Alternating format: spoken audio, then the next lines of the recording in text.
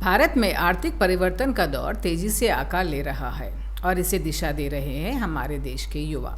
जी हाँ, हम और आप, जो फाइनेंशियल सुरक्षा को बिल्कुल नए तरीके से देख रहे हैं और निवेश की आदतों में बड़ा बदलाव ला रहे हैं। आखिरकार इस बदलाव की वजह क्या है, इसे गहराई से समझते हैं। पिछले दशक तक भारतीय घरों में सादगी और बचत जीवन का अहम हिस्सा था। हमारे दादा दादी और माता पिता अपने पैसों को बहुत सोच समझकर खर्च करते थे। हमेशा वही पुरानी सीख, बचत करो और बैंक में जमा करो, हर किसी के कानों में गूंजती रहती थी। वे फाइनेंशियल सुरक्षा के सबसे बड़े समर्थक थे और इसलिए सुरक्षित और कम रिस्क वाली जगहों पर जैसे बैंक में पैसे जमा करना ही उन्हें सही लगता था।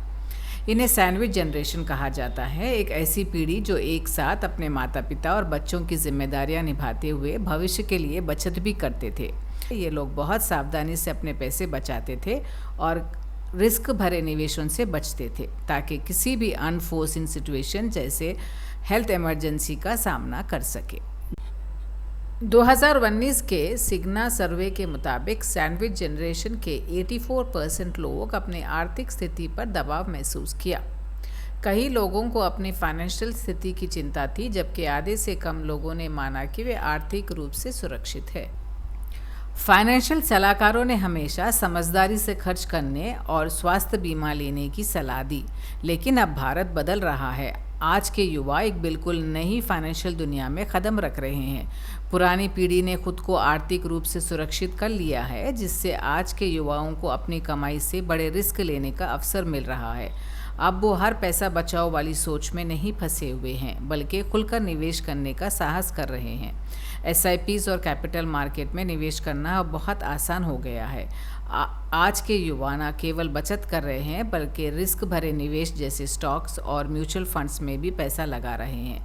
अब वो पुराने दिन नहीं रहे जब पैसा सिर्फ बैंक में रखा जाता था। लेकिन ध्यान दीजिए, भारतीय रिजर्व बैंक की फाइनेंशियल ईयर 24 रिपोर्ट के अनुसार कुल हाउस होल्ड सेविंग्स में गिरावट आई है, जो GDP का 18.4% है, जबकि पिछले दशक के एवरेज 20% से कम है। नेट फाइनेंशियल सेविंग जो GDP का केवल 5.3% है, जबकि पिछले दशक के एवरेज 8% से कम है। इसके साथ ही हाउस होल्ड लायबिलिटी जो GDP का 40.1% है, बहुत ज़्यादा है। 2018 से हाउस होल्ड लायबिलिटीज़ लगातार बढ़ती जा रही हैं और इसका प्रमुख कारण है NBFCs, फिनटेक और प्राइवेट बैंकों से मिलने वाला आसान लोन। इसका मतलब क्या है? सीधे शब्दों में कहे तो भारतीय घरों में पहली जितनी बचत नहीं हो रही है।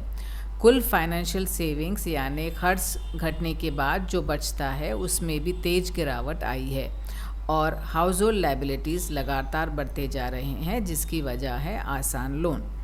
अब सवाल उठता है, क्या सिर्फ GDP का बढ़ना ही देश की आर्थिक सेहत का सही पैमाना है? GDP के बढ़ने के बावजूद बजट में गिरावट क्यों चिंता का विषय है? GDP किसी भी देश में एक साल में बनने वाली सभी प्रोडक्ट्स और सेवाओं का कुल मूल्य होता है। ये देश की आर्थिक सेहत को मापने का सही पैमाना है। लेकिन सिर्फ GDP बढ़ने से हम ये नहीं कह सकते कि देश की स्थिति पूरी तरह से अच्छी है। ये देखना ज़रूरी है कि लोग अपनी कमाई का क्या कर रहे हैं। क्या वे ज़्यादा खर्च कर रहे हैं या फिर बचत भी कर रहे हैं? बचत से देश की आर्थिक तरक्की होती है। ये नए बिजनेस इंफ्रास्ट्रक्चर्स और इमरजेंसी समय में सहायक होते हैं। बचत किसी भी देश की आर्थिक सेहत के लिए उतनी ही ज़रूरी होती है जितनी GDP। घरों की बढ़ती देनदारियां और खर्च चिंता का विषय है। भारत के घरों में लोन 30% तक बढ़ गए हैं। इसका मतलब ये है कि लोग अब ज़्यादा लोन लेने लगे हैं, चाहे वो घर खरीदने के लिए हो, कार के लिए हो या अन्य ज़रूरतों के लिए। इसका सीधा असर ये है कि जितना ज़्यादा लोन लिया जा रहा है और जितनी कम बचत हो रही है, वो भविष्य में आर्थिक चुनौती बन सकती है। इसलिए निवेश के लिए नए अवसरों के साथ साथ बचत और खर्च में संतुलन बनाए रखना बहुत ज़रूरी है। कई लोग इसे प्रगति का प्रतीक मानते हैं, आज उधार लो कल चुका देना, लेकिन कुछ इकोनॉमिस्ट का मानना है कि इससे भविष्य में आर्थिक तनाव पैदा हो सकता है। आपकी राय क्या है? क्या रिस्क लेना सही है या सावधानी से आगे बढ़ना चाहिए? नीचे कमेंट में बताइए। बैंकिंग सेक्टर भी इस बदलाव को समझ रहा है। हाल ही के एक इंटरव्यू में स्टेट बैंक ऑफ इंडिया की पूर्व चेयरपर्सन श्रीमती अरुंधति भट्टाचार्य ने कहा कि बैंकिंग सेक्टर को टेक सेवी पीढ़ी की ज़रूरतों को पूरा करने के लिए नई स्ट्रैटेजीज अपनानी होगी। उन्होंने लेज़ी बैंकिंग यानी वो पुरानी कम रिस्क लेने वाली स्ट्रैटेजी को छोड़ने पर जोर दिया जो कई भारतीय बैंक अभी तक अपनाए हुए हैं। उनका कहना है कि अब वक्त है ज़्यादा एक्टिव और डायनामिक तरीकों का, जहां डिपॉजिट और लोन के बीच संतुलन बनाए रखना होगा ताकि नेट इंटरेस्ट मार्जिन स्वस्थ रहे। Balanced. It has to be balanced. It shouldn't be one very much more than the other, then you are looking at trouble. इसका मतलब है कि बैंकों को लोन देने और जमा राशि लेने के बीच में सही संतुलन बनाना होगा। ग्लोबल मार्केट का असर हमारे बाज़ारों पर भी दिख रहा है। उदाहरण के लिए 18 सितंबर 2024 को अमेरिकी फेडरल रिजर्व द्वारा इंटरेस्ट रेट्स में कटौती। Today, the Federal Open Market Committee decided to reduce the degree of policy restraint by lowering our policy interest rate by a 0.5 percentage point. ने भारतीय कैपिटल मार्केट्स को और मजबूत किया।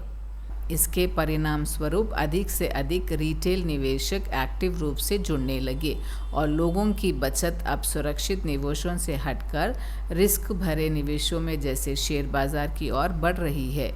इस प्रकार भारत का फाइनेंशियल आउटलुक तेज़ी से बदल रहा है। ये एक बड़ा बदलाव है। जहां सैंडविच जनरेशन ने पैसे बचाने पर जोर दिया, वहीं आज की पीढ़ी निवेश और रिस्क लेने के लिए तैयार है। लेकिन याद रहे, संतुलन बनाए रखना ज़रूरी है। बचत और निवेश के बीच सही बैलेंस बनाना ही सबसे बढ़िया तरीका है। तो आपके लिए क्या सही रहेगा? नए नए निवेश के ऑप्शन की खोज करें, लेकिन कुछ सुरक्षित निवेश भी ज़रूर रखें, चाहे वो SIP हो, म्यूचुअल फंड्स हो या बैंक में डिपॉजिट। जो आपके लिए सही हो वही करें। भारत के आर्थिक भविष्य को मजबूत बनाने के लिए हमें नई तरीके और पारंपरिक बचत योजनाओं के बीच सही तालमेल बनाना होगा। सही संतुलन बनाना ज़रूरी है, रिस्क और सुरक्षा के बीच, खर्च और बचत के बीच। तभी हम सबका और देश का भविष्य सुरक्षित रह सकता है।